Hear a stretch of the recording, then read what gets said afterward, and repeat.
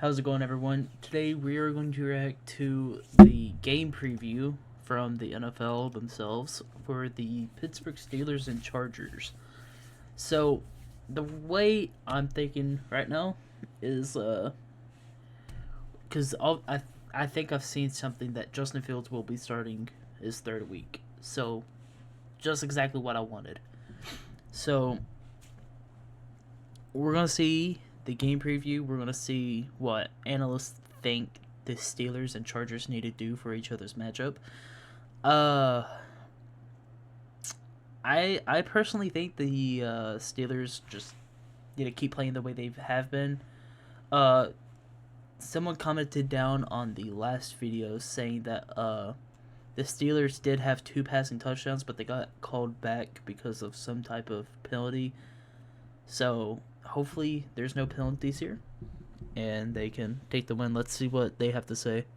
Is this the premier game of Week 2? Couple 2-0 squads squaring off in Pittsburgh. The Steelers come in flexing their defensive muscles. Call it a flex-off then, because the LA Chargers are in town, and their D has been working out too. Nice rush, just straight power, and then boom, nice little rip to come off and keep running the hump to get the sack. Tomlin versus Harbaugh, a tale as old as wine, except this isn't about any beauties, or that Harbaugh. Just some beastly defenses. LA holding Carolina to 3. Yeah, that's another thing. Don't even mention the Panthers. Don't you ever. The Panthers are the sorriest team of the season. They're already known to be the sorriest team this season. The Patriots are looking good. The Giants are looking better than the fucking Panthers. Don't ever mention the fucking sorry ass Panthers again. Anyway, solid two defenses here from what I know about the Chargers. They have a good defense. So if I was, the Steelers coordinator here, because the offensive coordinator actually has good plans before going into the weeks, because he planned for the Falcons game to not throw it into the middle, which was a great idea because of the two Pro Bowls that were going to be in the middle, which it worked out. So great call on him for that one.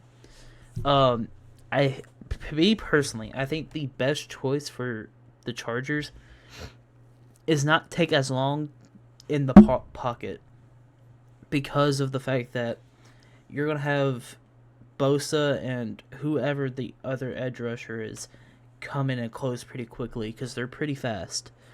So I think your best option is stay in the pocket for a few seconds, or maybe 6 seconds, maybe even less than that, and throw it a short pass. That's how I would do it personally, or run with Jalen or Harris. Points in Week 2 held Bryce Young to 84 yards, no touchdowns, 1 interception. Well, that's also why Bryce Young isn't starting next week. So, what's that have to tell you?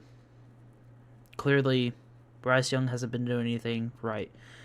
To be fair, though, I think what they should have done with Bryce Young anyway was have Andy Dalton start and have Bryce Young watch and understand how to play the game and understand the defenses better.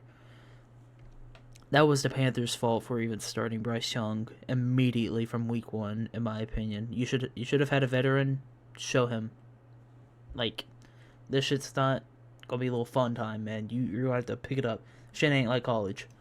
3.2 yards per attempt sent him to the bench after that showing. Bryce Young drops back to pass, middle of the field, and it's intercepted.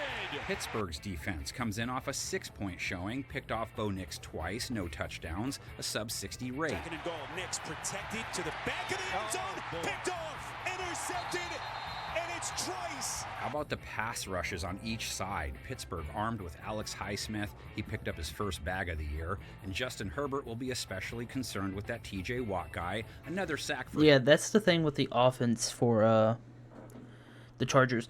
They do have a... I don't know if he's an O-line, but he's really good. He kept Max Crosby out of the pocket for a majority of the game until they had to switch Max Crosby because he wasn't able to get in. So I think that's going to be a problem for the Steelers, and that's what they're going to have to work with. But I don't think it's going to be that much of a problem considering you have T.J. Watt here, and you have Alex Highsmith here, and then sometimes Cameron Hayward in the middle. Like, come on now. Like, it is horrible. Has won in each game so far. Nick's hard fake twice, and they get him. What? Shoestring sack. Watt goes off the right side, so he gets rookie right tackle Joe Alton this game. Herbert only got sacked once last week. Chargers haven't thrown a lot. Herbert just 20 pass attempts and not many long dropbacks, just 6.5 yards per attempt, but 2 TD passes, which gave him a 100 rate. Herbert to throw again. Throws to the end zone. Wide open Johnston. His second score of the day. One Charger pass catcher of note from week 2, Quentin Johnston, scored 2 times 51 yards.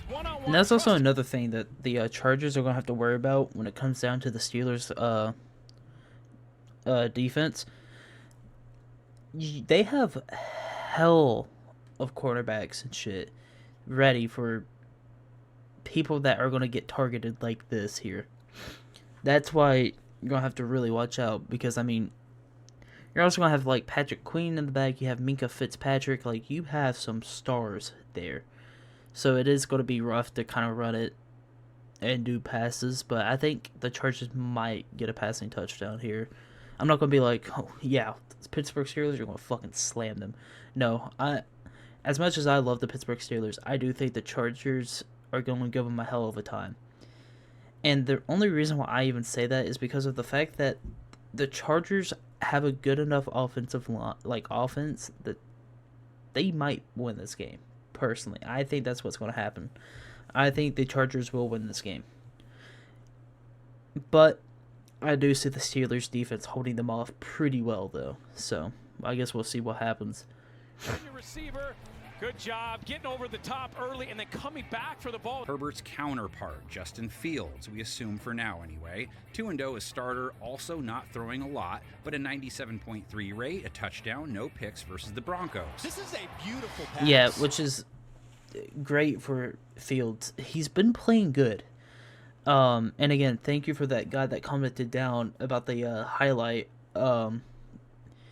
It seemed that Justin Fields is doing great. It's just the penalties are coming in to just ruin it all. So, honestly, Justin Fields is a great player. It's just the penalties need to kind of stop for the Steelers to fully take over and win. But, yeah, Justin Fields playing solid. I'm glad he is playing week 3.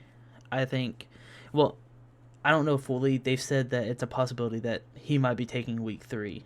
So, I'm happy that he is. I called it and I wanted it in the highlight video.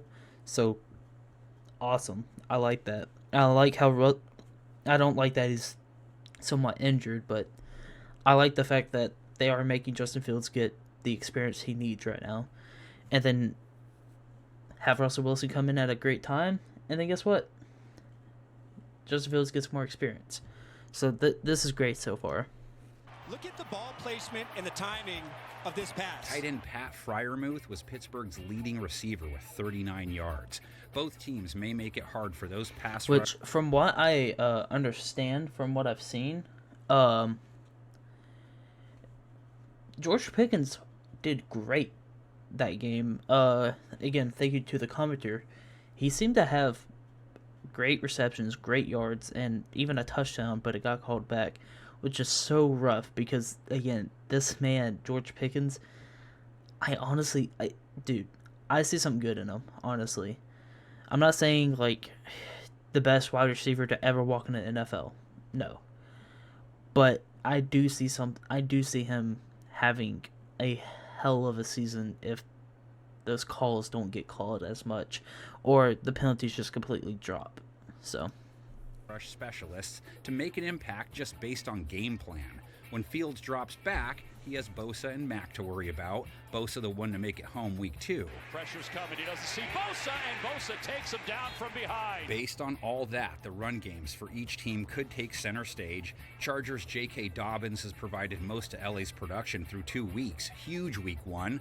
Followed it with 131 yards, 7.7 a run, and a touchdown. Dobbins trying to get to the edge. He's got a blocker. He's got more than a blocker.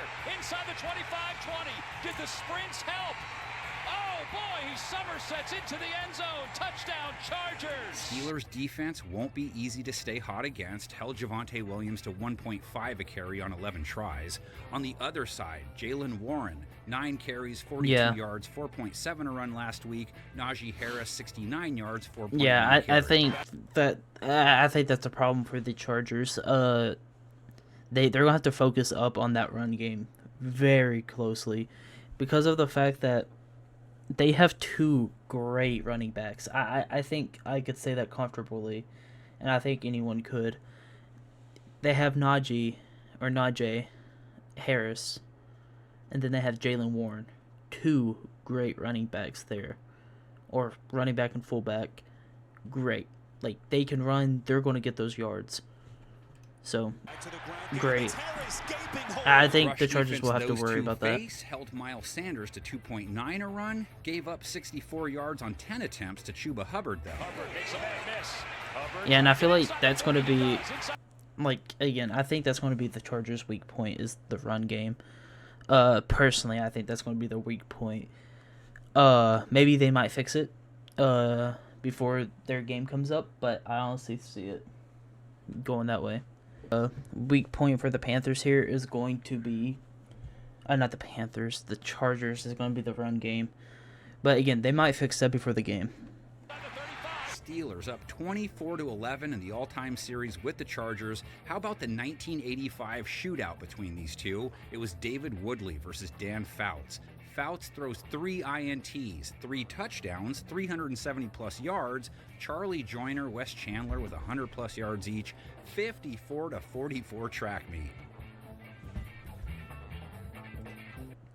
Okay, so it seems like quite literally everyone is saying the Steelers win this except for 2 people. I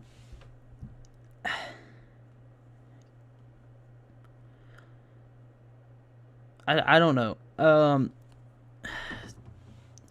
Considering the fact that the Chargers, I think, are really good. I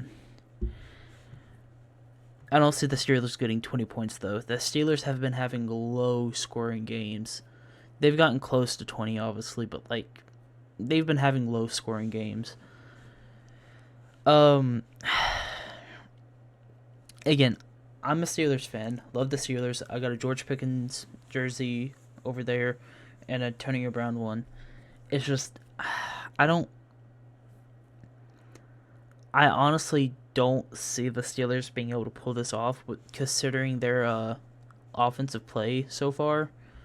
Hopefully, again, thank you to the commenter. Hopefully those penalties do drop and they start to show off more here, but until those penalties go away, I don't think the Steelers have a good chance here, personally. But who knows? I could be fully wrong, and I would love to be wrong. I want to see the Steelers go into Week 4 3-0. I would love to see that. I'm assuming this is the end of the video. Let's see. Yeah, it is. Okay, so again, majority of the people are saying Steelers win, but I don't know about it. I think it's going to be a close game. I don't think it's going to be a blowout. So I honestly see a good game. I see it being more of a defensive game, though, rather than a offense defense. No, I see a hard, like, complete defensive game here. So, like, this one right here saying, like, 9-8, to me, that's more possible. I don't know how that happens with the 8 part or the 5 part. I know safeties are in the game, but still. Again, I think it's going to be your super close game, like 12-9, something like that. I don't think it's going to be a high-scoring game, such as like 20-14, 19-17. Don't think those are going to be that close of a game. I think it's going to be close, but low scoring. So, yeah. That's my take on this. If you guys want to watch the me giving my reaction to the highlights and me talking about how the Steelers did, be sure to click on the title card, and I'll see you guys on Monday when I react to this game here. Peace.